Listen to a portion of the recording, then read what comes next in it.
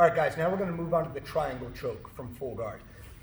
This was the first submission I hit with, I guess, a little bit of regularity when I first started training from full guard, working off of my back. So when we start from full guard, both of my legs are crossed behind, and now, just like anything else, we're gonna try to control posture. There's a lot of different entries that we can do from here. Some people like to control both sleeves or both wrists and do a push-pull. Some people like a lapel. Me personally, I like to attack the head as I do it. So I'll come underneath the wrist of the arm that I want outside of my triangle. So my hand, almost like I'm putting my hand in my pocket, comes underneath. Now I still have wrist control onto the other side. The next thing that I do is I sit up, because I can't reach Alex's head from, when I'm lying down. So I'll start to sit up. Generally, the response I get is his reaction is going to be to push me back down.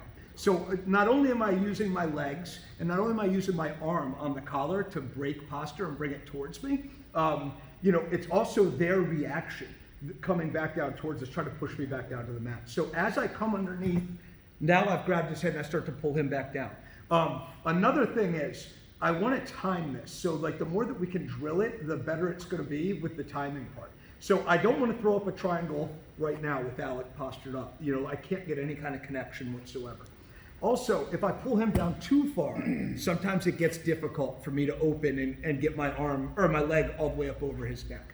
So I want to do it in transition. As he's coming down, my legs will release and I'll slide up and then I lock them immediately. So when I come up underneath, I'm going to start to sit, and now as I come down, my legs have opened, I've punched his arm through, and now they've closed back up. Still keeping my hand onto the back of the head for the time being. This is going to control posture as well as my guard, really biting my heels down towards the back and pinching my knees together. The way that I like to stack my legs with this is whatever leg is the choking leg is going to be the bottom leg in my ankles being crossed. If Alec does get his posture back up, you see right now my hips are coming with them because of the way that I've stacked my legs. If I go the other way, my secondary leg does nothing to control the posture, and now separation becomes created, or gets created. So as I cross my ankles, pinching tight together, the armpit side leg is going to be the top one. Now the next thing that we're going to look to do is we want to get his arm across my center line, the arm that's inside of my triangle guard. The choking mechanism, or the points of contact, are going to be the hamstring of my choking leg, and then his bicep delt of the arm that's inside of my guard right now.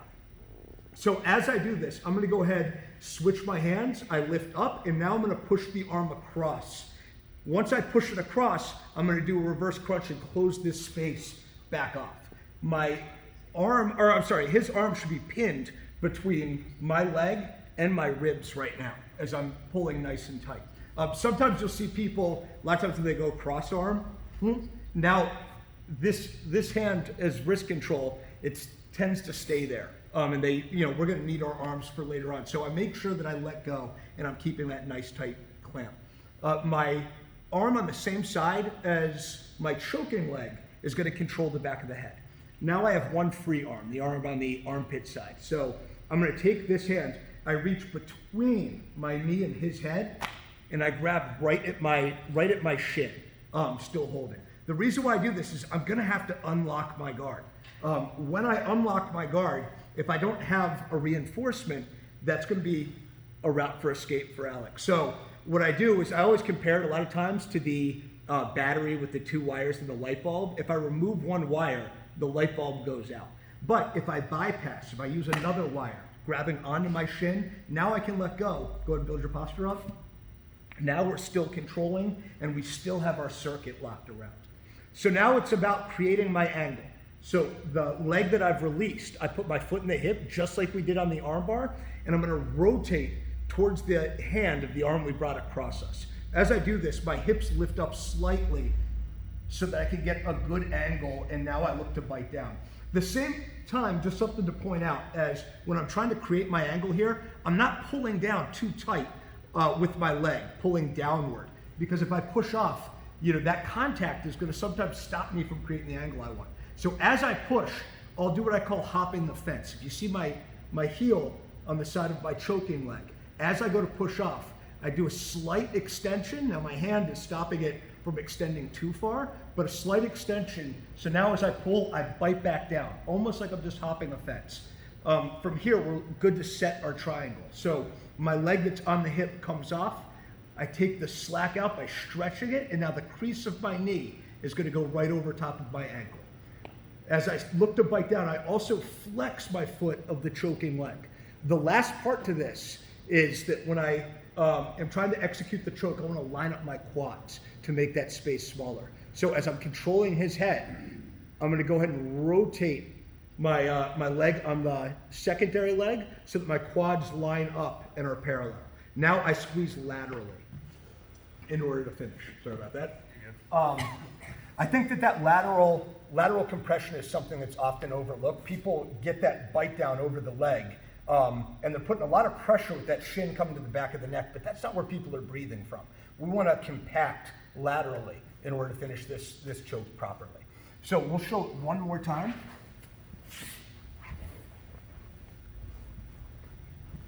As we come through, I'm going to establish my wrist control on the arm that I want to punch through, and I'm coming underneath. We'll refer to this a lot of times as prayer position. It's like half a prayer as I'm coming underneath. Now, as I go to sit up, I'm also reaching, and I get that reaction. As I punch through, my legs open, and then they close. Okay, now I've got my good connection. From here, I'm going to lift my hips, push the elbow over top, and now I make myself back into a ball. Still keeping my ankles crossed. I need to create my angle though. So the way that we do that is we take our arm that's on the same leg as the armpit side, and I bypass my circuit. I add that extra wire, grabbing right onto my shin. My foot on that side goes towards the hip, and now I'm going to angle off. Remember to hop the fence as we're angling so we don't have that tight contact dragging across his gi the whole time. So I push off, hop the fence, and bite right back down. We're going to step over, get the crease of my knee. I don't want to be ankle. There's too much space right here. Really take that slack out and bite down. Flexing your bottom foot, pointing your toes towards the ceiling. And now the last part is going to be an interior rotation of my secondary leg in order to finish. That's the triangle from full guard.